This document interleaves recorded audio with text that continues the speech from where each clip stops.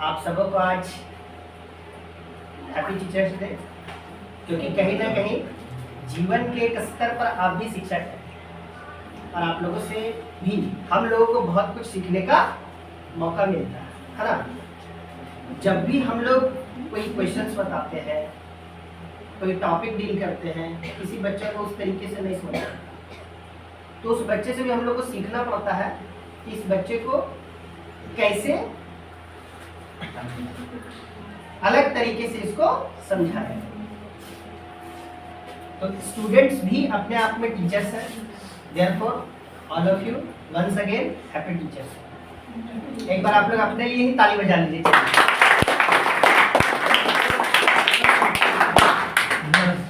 Lecture ऐसे भी हम जब देते तो बड़ा लंबा चौड़ा हो जाता है ना।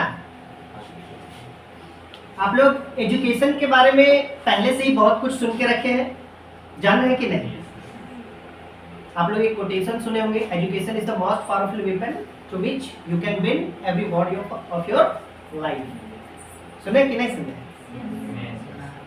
एजुकेशन आप ऐसे सुने होंगे कि शिक्षा वो शेरनी का दूध है जो जितना पीता है वो उतना दहाड़ता है। आप वाकई देखिएगा तो आपको जब आप किन्हीं महापुरुषों की जीवनी को पढ़िएगा जो नीचे से स्ट्रगल करके ऊपर गए, तब आपको एजुकेशन का जो इम्पोर्टेंस होता है, महत्व होता है, वो समझ में आएगा।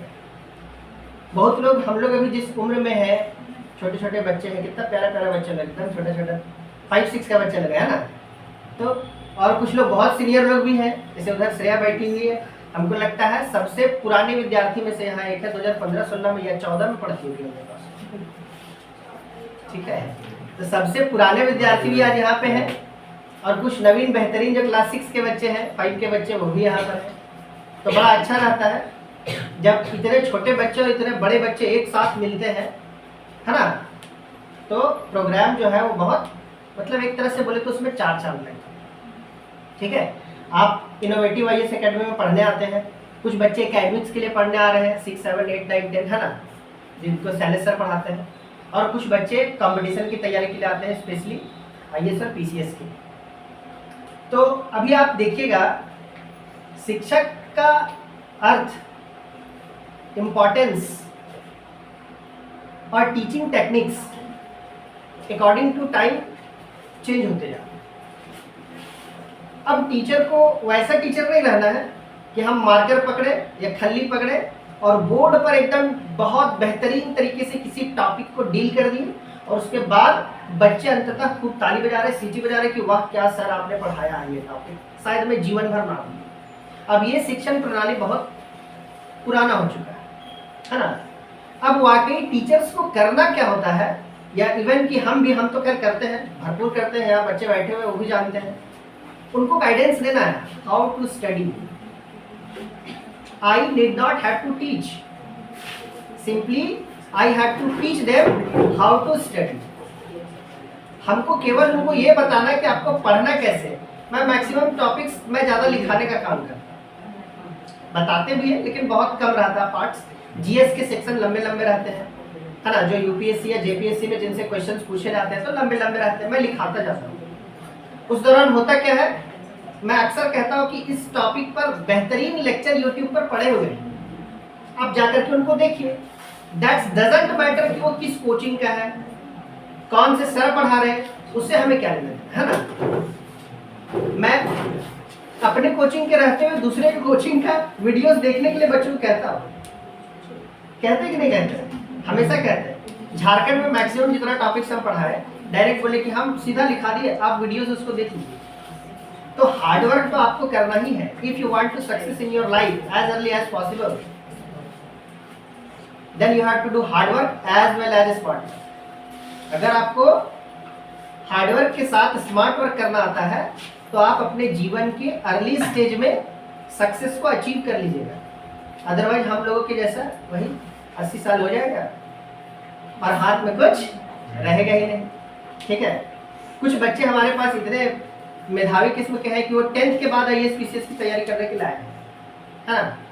10th के बाद मायने रखता है। जब 10th के बाद बच्चे इधर उधर घूम फिर रहे होते हैं, मस्तियाँ कर रहे होते हैं, तो वो अपने करियर को बेहतरीन बनाने के लिए, अपने जीवन को संवारने के लिए हमारे पास अपने जीवन को एक तरह से अर्पित कर दिए कि सर आप जैसे चाहे वैसे हमको हैंडल करें, बस हमको अपना लाइफ में बेहतरीन करियर चाहिए।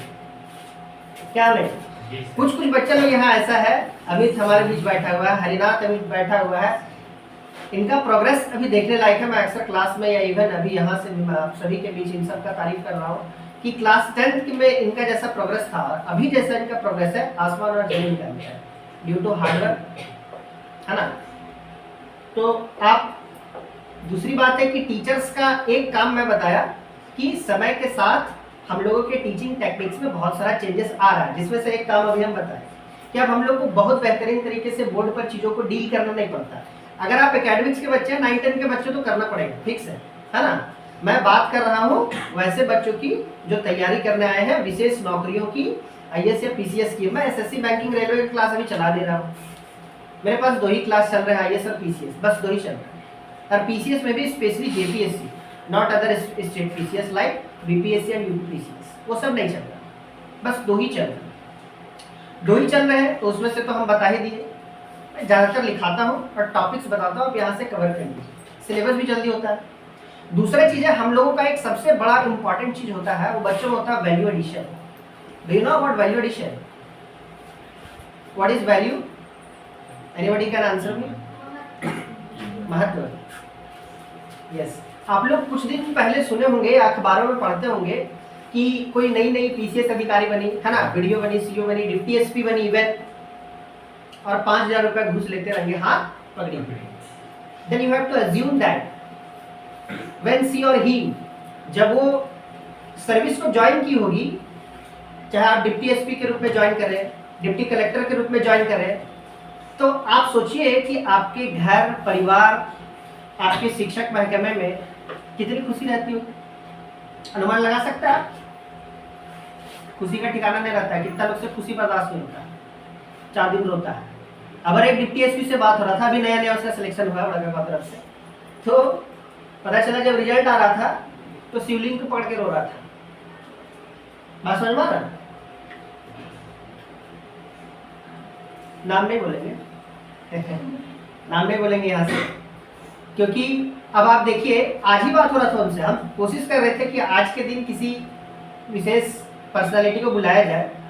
2-3 डिप्टी SP से बात हुआ, लेकिन नहीं आ पाए।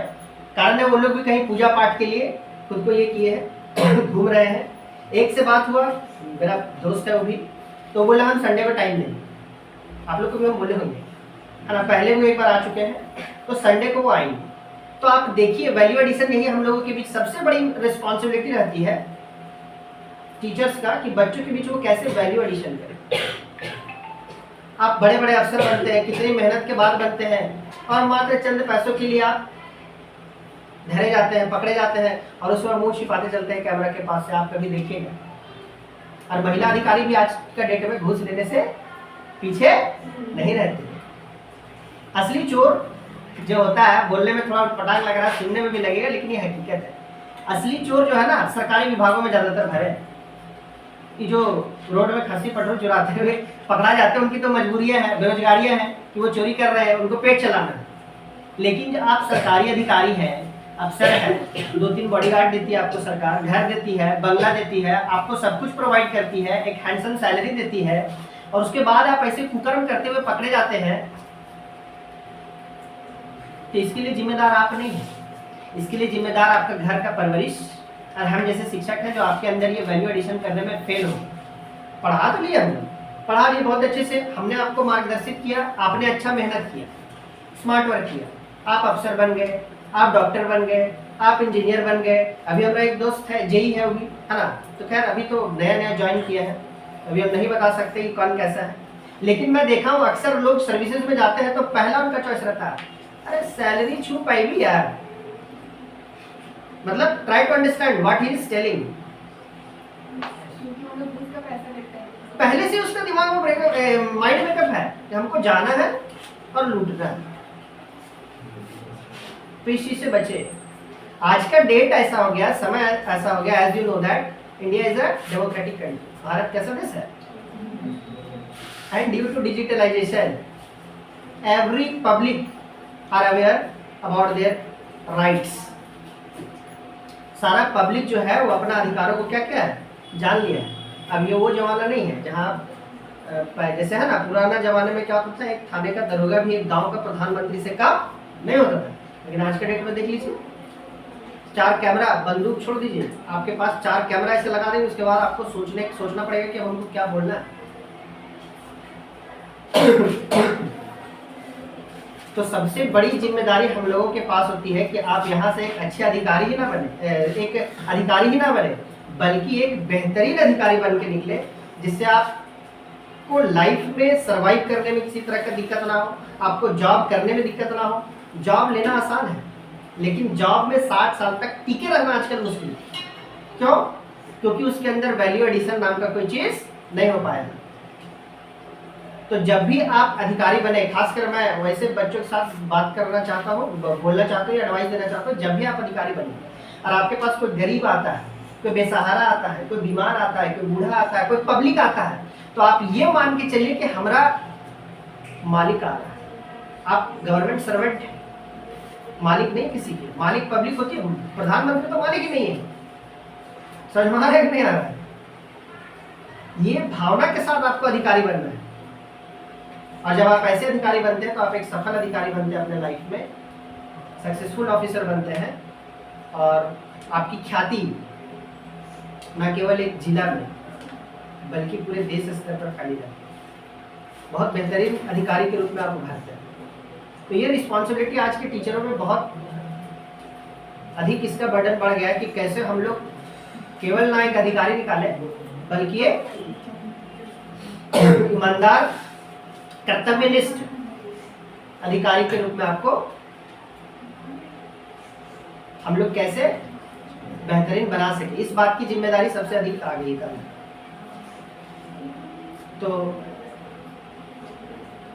इन सब चीजों को सीखने के लिए आपको 2-3 वर्क करने होंगे। एक तो आप महापुरुषों की जीवनी पढ़िए, उससे आपको मोटिवेशन मिलेगा। खासकर वैसे लोग जो बहुत स्ट्रगल के बाद, आप लोग का अमेरिका का राष्ट्रपति कौन था? मैं अभी नहीं, क्या नाम था उनका, दिमाग से निकल जा रहा था। 47 बार चुनाव हारने के बाद, नाम अब्राहम लिंकन है ना। अब्राहम लिंकन क्या बोलते हैं उसको, डेमोक्रेसी का ये दिया है ना, डेफिनेशन दिया ना, of the people by the people for the people. उन्हीं का मैं बात कर रहा हूँ कि 47 बार चुनाव हारने के बाद जब वो फिर चुनाव लड़े तो सीधा अमेरिका के राष्ट्रपति बने। अगर 47वां बार वो प्रयास करना छोड़ देते तो शायद वो अमेरिका के राष्ट्रपति नहीं होते। आप लोगों ने थॉमस अल्वा एडिसन का नाम सुना होगा। कहा जाता है 9,999 बार प्रैक्टिस करने के बाद 10,000 बार में उनका बल्ब क्या हुआ था, जला था। You have to assume that अगर 9,999 बार प्रैक्टिस करने के बाद 10,000 बार वो छोड़ देते तो अभी भी हम लोग अंधेरा कायम रह करते रहते हैं। ठीक है, तो इंग्लिश में एक और कहावत है, I was ever a fighter so one fight more. हम लोग हमेशा से एक योद्धा रहे हैं, तो एक युद्ध और लड़ना है। तो जब भी आप फेल हो जाए, अभी मैं आज बहुत लोगों का मार्कशीट देख रहा था, जितने लोग जेपीएससी खासकर दिए हैं, किसी का मेंस में बहुत अच्छा नंबर है, अगर उनको इंटरव्यू में अच्छा नंबर मिल जाता तो वो शायद टॉपर्स में आते हैं। केवल क्वालिफाई ही नहीं कर पाते, टॉपर्स में आते, लेकिन इंटरव्यू में उनको 100 में नंबर मिले कितने, 15 मार्क्स, 15 नंबर, जिसके कारण वो आउट ऑफ सर्विस हो गया। तो क्या उसको प्रयास छोड़ देना चाहिए? सफलता पाने के लिए 3 चीज होती है, लक, लेबर और चांस। लक साथ नहीं दिया, चांस मिला, लेबर की, लेकिन हर बार लक छोड़ दे ऐसा संभव नहीं है ना। तो इसीलिए हम लोगों को प्रयास करते रहना चाहिए। हम हमेशा एक कहावत या स्टोरी के तौर पर हम बोले, अक्सर जिक्र करते हैं, पता नहीं क्लास में कभी आप लोगों को सुनाई कि नहीं सुनाए। एक छोटा सा स्टोरी सुनाते हैं हम, बहुत शॉर्ट स्टोरी। एक व्यक्ति था, या एक व्यक्ति बोलो, या आप लोगों की तरह एक विद्यार्थी बोले, वो क्या करता था ना, भगवान शिव का बड़ा भक्त था। आज के डेट में देख रहे हैं कि हर कोई महाकाल के बड़े भक्त बड़े घूम रहे हैं, है ना। बहुत जबरदस्त किस्म का भक्त था। जब आप उसकी पर्सनालिटी को देखते तो आपको फील नहीं होता कि ये इतना, मतलब इस तरह का भी कोई भक्ति कर सकता है। वो पर डे पानी चढ़ाना, धूप जलाना, मतलब सूर्य उगना बंद हो सकता है लेकिन उसकी भक्ति बंद नहीं होती थी। अब हुआ क्या, एक बार अब भगवान भोलेनाथ की वाइफ का क्या नाम है, माँ पार्वती, बोलता है ना, वो अक्सर उनसे जिक्र करती थी कि महाराज इतना सेवा करता है आपका, है ना, इतना बेहतरीन भक्त है आपका ये, आप इस पर अपना कृपा दृष्टि क्यों नहीं दर्शाते, और इस भक्त का केवल एक ही डिमांड था, इसका बहुत तरह का डिमांड नहीं था, केवल एक डिमांड था कि भगवान हमारा सरकारी नौकरी दिला दो और हमको कुछ नहीं चाहिए। ठीक है, अब देखिए हो क्या रहा है, जब वो भगवान शिव से बात कर रही थी तो भगवान उनको आंसर में क्या कह रहे हैं, हम तो कब से बैठे हुए इसको सरकारी नौकरी दिलाने के लिए, लेकिन जब फॉर्म आता है तो ये फॉर्म ही नहीं भरता है, एग्जाम देने जाता ही नहीं है, कभी तैयारी किया ही नहीं है, अब हम कैसे इसको दिला दें। ये एग्जाम देने जाए, फार्म ये फॉर्म अप्लाई करे, एग्जाम देने जाए, तब तो हम कुछ चमत्कार करें, तब तो इसका सरकारी नौकरी लगे। एग्जाम देने देने घर में सोया रहता है, फॉर्म को भरता ही नहीं, तो हमारे बस में तो नहीं है, हम भले भगवान है पूरा सृष्टि को चलाते हैं, लेकिन हमारे बस में नहीं है कि हम इसको नौकरी दिला दें। ये स्टोरी हम क्यों सुनाए आपको, हम लोग अक्सर भाग्य के भरोसे बैठे रहते हैं, भगवान के भरोसे बैठे रहते हैं, क्या पता भगवान भी हमारे ही भरोसे बैठा हो, है ना।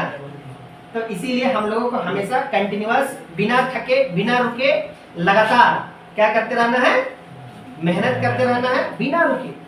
आप एक दिन 12 घंटा पढ़ ले, दैट्स डजंट मैटर, आप साल भर लगातार 6 घंटा 7 घंटा पढ़ते, ये मायने रखता। ठीक है, तो आशा करते हैं कि आप लोग भी सीबीएसई के बच्चे हैं, सीबीएसई का पैटर्न बहुत अच्छे से डिजाइन है, सिलेबस बहुत अच्छा है। सीबीएसई की एक बच्ची नीट भी निकाली है, आप ही लोग गुरु जी की विद्यार्थी है, शैलेश की मुस्कान ना, अभी शायद पटना पीएमसीएच से एमबीबीएस कर रही है। तो आप लोग भी, wish you for your good life and once again all of you happy teachers day and thank you for all this, thank you.